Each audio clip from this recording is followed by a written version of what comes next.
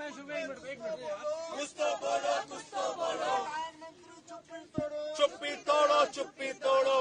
कुछ तो बोलो, कुछ तो बोलो। जल रही है। आपको सस्पेंड किया गया है, आप कैसे देखते हैं सस्पेंशन को? देखिए, देश के प्रधानमंत्री सदन में आके मणिपुर की हिंसा पे जवाब क्यों नहीं दे रहे हैं? एक कारगिल के योद्धा की पत्नी को नंगा करके परेड कराया गया है। इतनी शर्मनाक घटना है। भारत की सेना, भारत के 140 करोड़ लोग, उनका सर शर्म से झुक गया है, लेकिन प्रधानमंत्री इतने बेशर्म हैं कि वो सदन में आके जवाब देने के लिए तैयार नहीं है। इस पर सवाल ये उठता है कि मोदी सरकार विपक्ष के गठबंधन इंडिया के नाम से घबरा गई है क्या, जो मणिपुर पे राज्यसभा और सदन में संसद में चर्चा करने के बजाय जो है विपक्ष पे तीखी टिप्पणियां साध रहा है। ये देखिए 24 की एक रिपोर्ट जिसमें प्रधानमंत्री जी ने बोला है, पीएम मोदी ने विपक्ष पर एक तीखी टिप्पणी की है और कहा है, ऐसा दिशाहीन विपक्ष मैंने आज तक नहीं देखा। इसके बर्ताव से लगता है कि कई दशक के सत्ता में नहीं आना चाहते। अब सोचिए, इधर आपको चर्चा करना चाहिए मणिपुर पर, जहां पे आपकी सरकार है और जहां पे इतना बड़ा, इतना भयानक हिंसा हुआ है, वहां पर आपको चर्चा करना चाहिए राज्यसभा और संसद में, और आप जो है विपक्ष पर निशाना साधने में लगे हैं और आज जो है आप चर्चा नहीं करना चाहते हैं। अब ये सोचिए कि अगर मीडिया हो या विपक्ष हो, सवाल किससे करें? भाई सत्ता आपकी है, सरकार आपकी है, तो आखिर सवाल किससे किया जाएगा? चाहे मीडिया हो या विपक्ष हो, सवाल हमेशा सत्ताधारी से ही होता है। सवाल हमेशा आप ही से किया जाएगा या सत्ताधारी पार्टियों से ही किया जाएगा। सरकार आपकी है तो विपक्ष हो किससे सवाल करे या पत्रकार किससे सवाल करे? 77 दिन बाद मणिपुर पे आपने चुप्पी भी तोड़ा तो राजस्थान और छत्तीसगढ़ समेत कई राज्यों के, विपक्ष के राज्यों को घेर लिया। मात्र 36 सेकंड का आपका जो है भाषण सिर्फ मणिपुर के इतने बड़े हिंसा पर होता है। यह भी एक सोच का विषय है। उसके बाद अब एक सवाल यह भी उठता है कि इनके बीजेपी के मणिपुर के ही विधायक एक बहुत बड़ा सवालिया निशान सरकार के ऊपर ही खड़ा कर रहे हैं।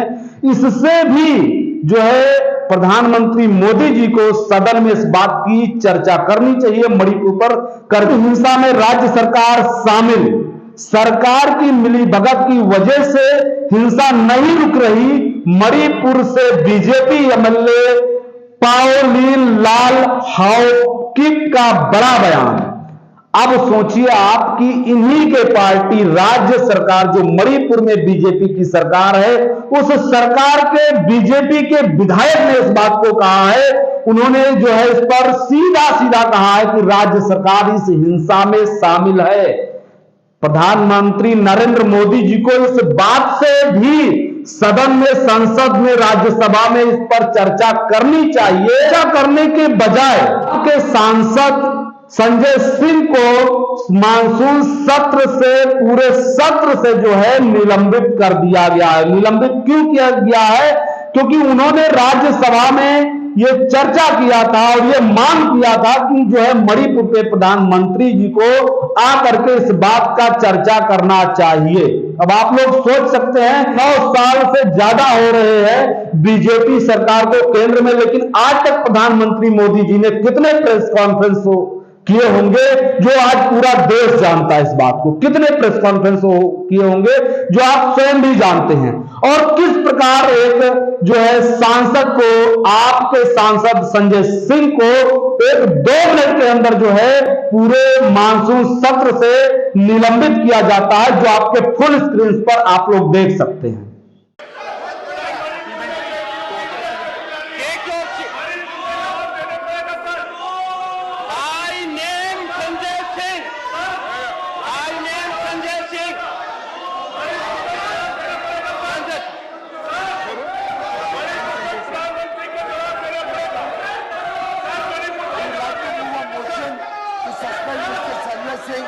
This kind of behavior coming into the hall and disturbing the house is completely against the ethics and rules of the house, and I would urge the chair to take the necessary action against Mr. Sanjay Singh. The government wishes to move a motion for the suspension of motion. Sir, I move the motion that Mr. Sanjay Singh, who has been named by the chair, be hereby suspended for the rest of the duration of the rest of the session until the last day of this current session. The motion is Shri Sanjay Singh be suspended for the entire duration of this session for having repeatedly violated directive of the chair. If the House approves it, Shri Sanjay Singh is suspended as member during the entire session of this House. The House is adjourned to meet at 2 p.m. today. अब इस पर एक सवाल राज्यसभा के सभापति और उपराष्ट्रपति जगदीप धनखड़ जी पर भी एक सवालिया निशान खड़ा होता है। क्या पक्षपात से ऊपर उठकर यह कार्रवाई की जा रही है? क्या मणिपुर जल रहा है उस पर एक विपक्ष का सांसद आपसे यह क्वेश्चन भी नहीं कर सकता कि मणिपुर पर आप चर्चा कीजिए? इस पर जो है काफी ज्यादा असहमति जताया है आपके मुख्यमंत्री, दिल्ली के मुख्यमंत्री अरविंद केजरीवाल जी ने, जो आप अपने फुल स्क्रीन पर देखिए। देना चाहिए। प्रधानमंत्री क्यों छुप के बैठे हुए हैं? प्रधानमंत्री को सामने आना चाहिए। अगर मणिपुर जल रहा है तो जनता कहाँ जाए? जनता तो अपने प्रधानमंत्री जी के पास ही जाएगी। तो प्रधानमंत्री जी को सामने आके समस्या को समाधान करना चाहिए और संभालना चाहिए। और आप स्वयं निर्णय कीजिए कि अगर ऐसे हिंसक घटनाओं पर विपक्ष का सवाल उठाना सही है या गलत है। 25 जुलाई 2023 को उत्तर प्रदेश के पूर्व मुख्यमंत्री अखिलेश यादव और विपक्ष के महागठबंधन इंडिया के सदस्य अखिलेश यादव ने एक ट्वीट करके कहा है कि यह सच में कलयुग है या जब धृतराष्ट्र संजय तक को दरबार से निष्कासित कर दे रहे हैं।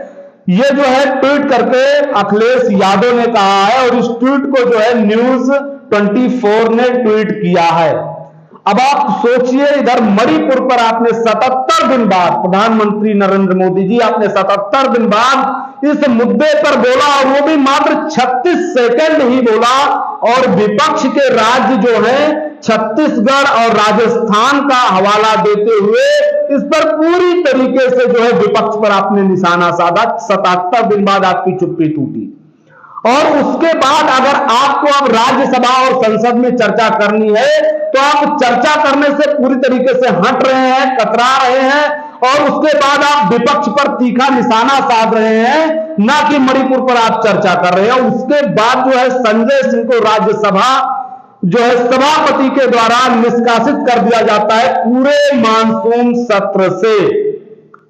भाई क्या गुनाह कर दिया था संजय सिंह ने? सिर्फ आपसे एक मांग ही तो कर रहे थे कि जो है आप मणिपुर पर चर्चा कीजिए, जबकि पूरा विपक्ष इस बात को चाहता है कि आप जो है इतना हिंसक घटनाएं हुई हैं, आप मणिपुर पर चर्चा कीजिए।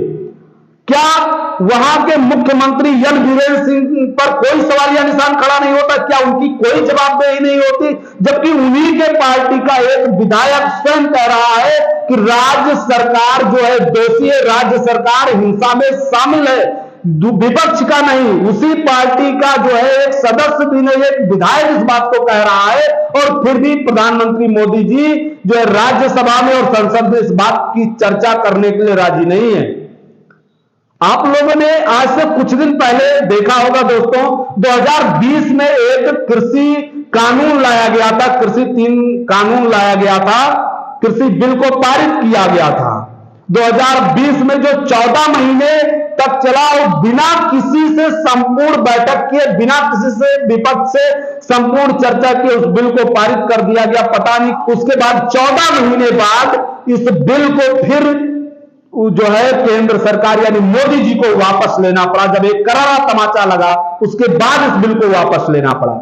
अगर आपकी सत्ता है तो जाहिर सी बात है कि सत्ताधारी पार्टियों से ही, चाहे वो पत्रकार हो और चाहे वो विपक्ष हो, सवाल तो आप ही से खड़ा होगा। और आपकी सरकार है, मणिपुर में इतना बड़ा हिंसा हो गया तो सवाल तो आप ही से जो है आप पर खड़ा ही होगा और आपको सवाल का जवाब भी देना पड़ेगा। आखिर मीडिया और विपक्ष सवाल करे तो किससे करे?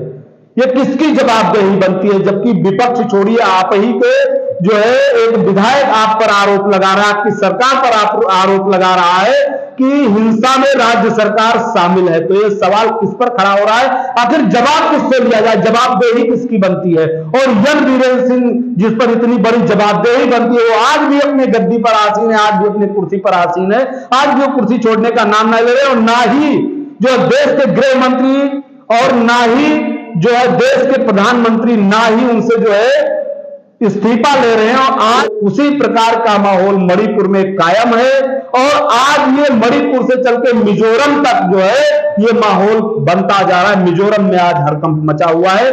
उसके बाद क्या होता है, सांसद, आपके सांसद संजय सिंह राज्यसभा के बाहर राष्ट्रपिता महात्मा गांधी की मूर्ति के सामने विपक्ष के कई सांसदों के साथ 24 घंटे धरने पर बैठ गए।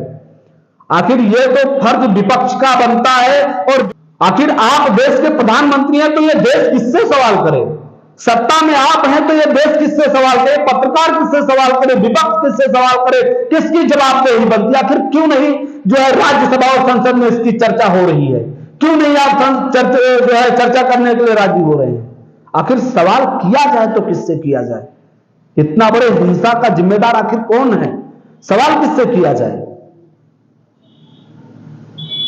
आप देखिए और कमेंट करके बताइए, क्या देश को प्रधानमंत्री नरेंद्र मोदी और जो है राज्य सरकार मणिपुर से चर्चा की मांग करनी चाहिए या नहीं करनी चाहिए? आप लोग कमेंट में जरूर बताइए। डॉक्टर रवि गर्गवंशी को दीजिए इजाजत। नमस्कार, जय हिंद, जय भारत।